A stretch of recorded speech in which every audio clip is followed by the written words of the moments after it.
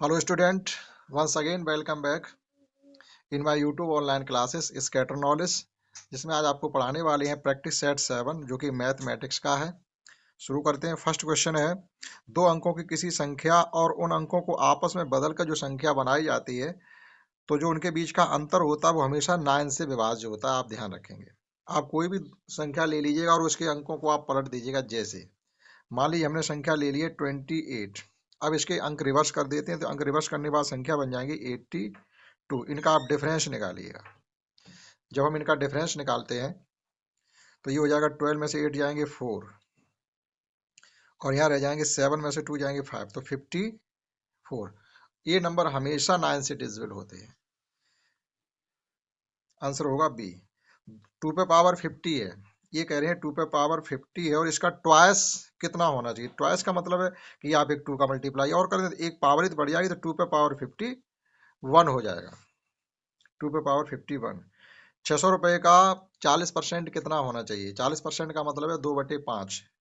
तो 600 को जब 5 से डिवाइड करेंगे तो आ जाएगा 120। 120 में आप डिवाइड कर देंगे 2 से, तो 2 से 40 हो जाएगा। जैसे 6 इंटू, आपसे पूछा जा रहा है 40%, तो 40/100 कर देंगे। ये दोनों जीरो कट गए। 6 चौक 24, 240। 120 के दूनी 240। या 40% को हम 2/5 भी लिख सकते हैं, तो 60 इंटू 2/5 भी कर सकते थे डायरेक्टली। नेक्स्ट क्वेश्चन है कि एक टिन के बर्तन में 20 लीटर पेट्रोल है।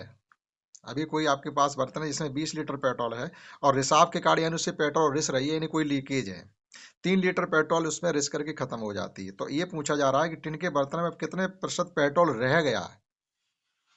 आपसे ये नहीं पूछा जा रहा कितने परसेंट पेट्रोल चला गया, रह कितना गया। 17 लीटर पेट्रोल उसमें बचा हुआ, 20 में से 3 निकल गया, तो निकलने का नहीं पूछा गया, 17 रह गया। तो 20 में से कितना रह गया, आप कैसे परसेंटेज फाइंड करोगे इसकी। हमारे पास 17 लीटर पेट्रोल है और कितने में से है, 20 थी, 20 में से 17 रह गई।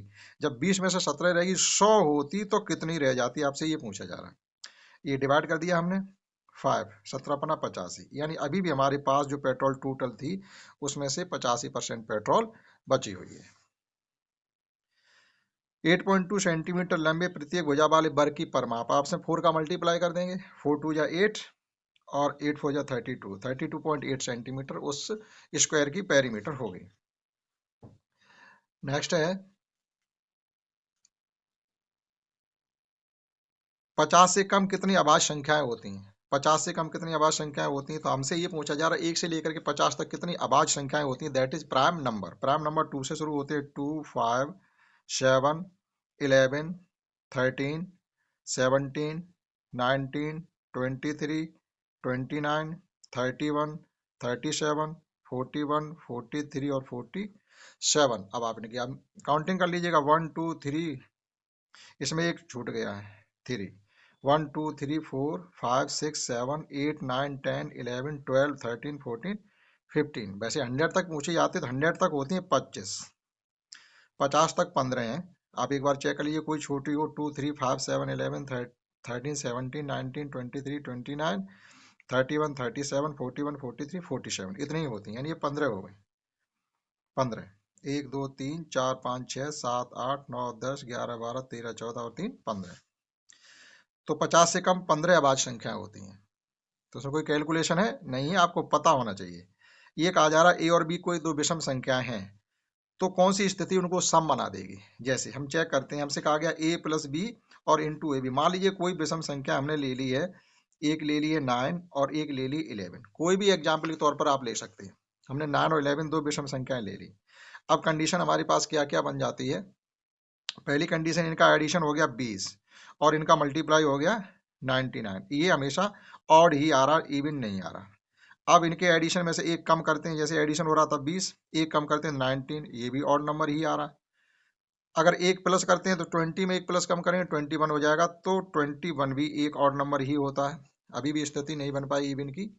अब देखिएगा जब हम इसमें क्या करेंगे, इनके एडिशन में यानी 220 एडिशन में ट्वाइस यानी 11 नंबर 99 दूनी 198।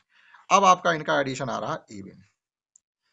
तो जो कंडीशन सेटिस्फाइड हो रही है इसे इवन बनाने के लिए वो ये है कि A plus B into 2ab plus 2ab, ये कंडीशन अगर सेटिस्फाइड, मतलब इस कंडीशन को ये वाला ऑप्शन सेटिस्फाइड करता है कि इन दोनों संख्याओं का सम करें और उसमें उनके ट्वाइस का सम कर दें, तो जो संख्या मिलेगी जाके वो इवन नंबर होगा। नेक्स्ट, 80 सेंटीमीटर व्यास वाले एक वृत्ताकार पार्क के अंदर एक अधिकतम क्षेत्रफल वाला वर्गाकार मैदान बनाया जाता है, तो उसका क्षेत्रफल कितना होना चाहिए?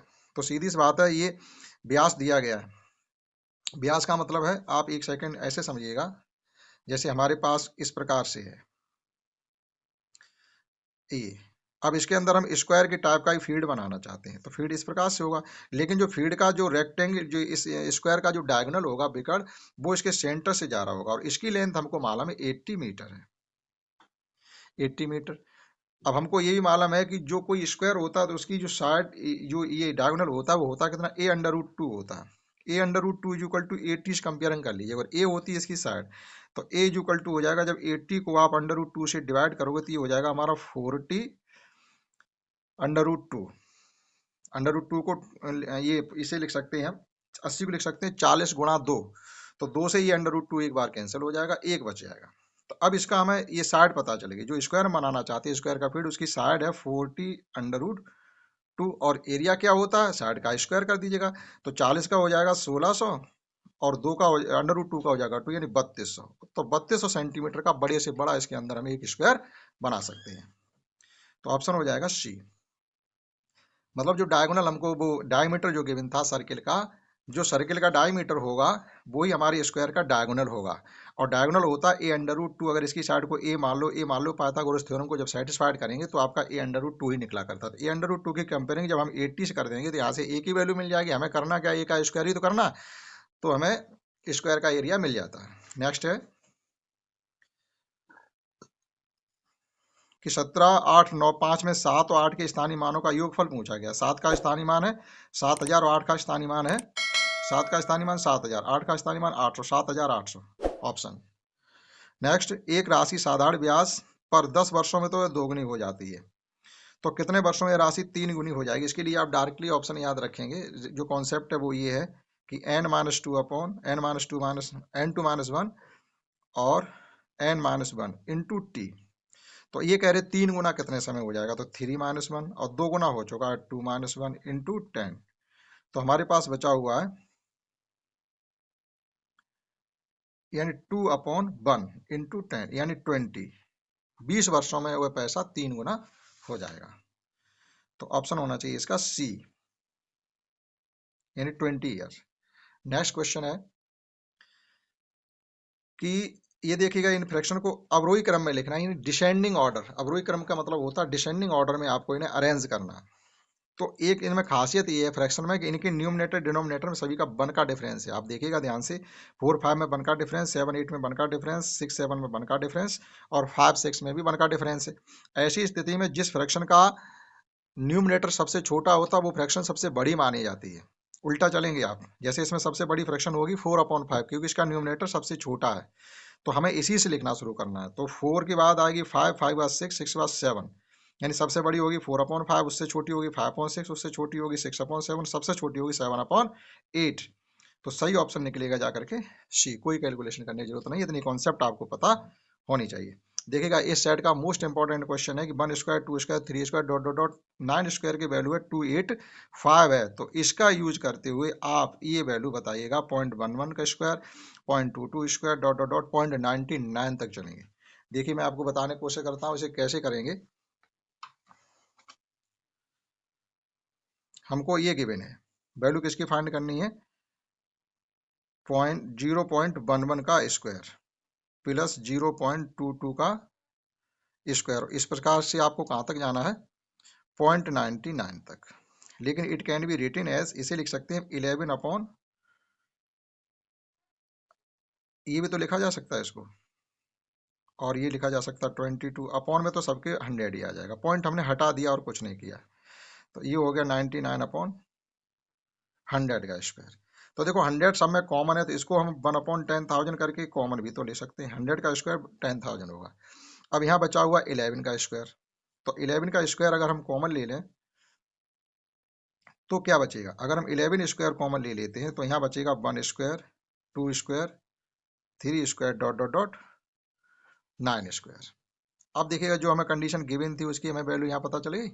ये हमको गिवन है, इसकी वैल्यू क्या होती है, तो ये हो जाएगा बेटा 1 to 1 अपॉन 10,000 और इसकी वैल्यू हमको गिवन है 285। ये वैल्यू हमको गिवन है 285। अब आप सॉल्व करिएगा 1 to 1 इंटू 285 अपॉन 10,000। जब इसका मल्टीप्लाई करेंगे तो हमारा निकलेगा जा करके 34485 अपॉन 10,000 और ये 4 पॉइंट हमारे कट जाएंगे तो पॉइंट लग जाएगा जाके 34485। ऑप्शन हो जाएगा इसका सी सही है। तो इस प्रकार से आप इसको भी कर सकते थे। देखते हैं नेक्स्ट इसमें कौन से क्वेश्चन है। नेक्स्ट 13 क्वेश्चन है, पॉइंट से पॉइंट हट जाएगा। 1 to 1 198 आ जाएगा। 1 to 1 भी 11 से कैंसिल हो रहे हैं और ये भी 11 से कैंसिल हो जाए। कैंसिल होने के बाद 11/18 बचेगा। सामान्य सा क्वेश्चन था। नेक्स्ट क्वेश्चन 14 है, सामान्य मनुष्य के शरीर का ताप 37 डिग्री सेंटीग्रेड होता है, ये जनरली ऐसा ही होता है, तो फ़ारेनहाइट में कितना होगा। अगर आपको लर्न हो तो फ़ारेनहाइट में जितना डिग्री सेंटीग्रेड में होता है तो फ़ारेनहाइट में जब इसे चेंज करेंगे, आप चाहो तो फार्मूले का यूज करके आप चेंज भी कर सकते हो। रिलेशन होता है वो ये होता है F-32/9 is equal to C/5। ये रिलेशन अगर आप याद रखेंगे जिसमें C को F में चेंज कर सकते हैं और F को C में चेंज कर सकते हैं। लेकिन यहाँ पर हमें क्या है, जो हमारे शरीर का तापमान होता है 37 डिग्री सेंटीग्रेड, उसको फ़ारेनहाइट में मेजरमेंट करते हैं तो 98.6 रहता है। आगे पूछा गया है, लास्ट क्वेश्चन है, 2 किलोग्राम का 12.5% कितना होता है। 2 किलोग्राम का 12.5% पूछा गया है, यानी 12.5 को हम 1/8 भी कह सकते हैं। आप चाहो तो डायरेक्ट कर सकते हो। तो 2 किलोग्राम का मतलब होता है 2000। आप उसे ग्राम में चेंज कर लीजिएगा, 2000 ग्राम इंटू 1.25 अपॉन 1000। आपसे सीधा सीधा ये कहा जा रहा है भाई 12.5% पॉइंट हटा दो तो एक जीरो और बढ़ा दिया, ये 3 जीरो से हमारे 3 जीरो कैंसिल हो गए, सीधा सीधा आ गया 250 ग्राम। 250 ग्राम आपका जवाब होगा। तो इस क्लास में हमने आपको इस सेट के 15 क्वेश्चन तक करवा दिए। आशा करता हूँ आपने समझ पाए होंगे। That's all. जय हिंद, जय भारत।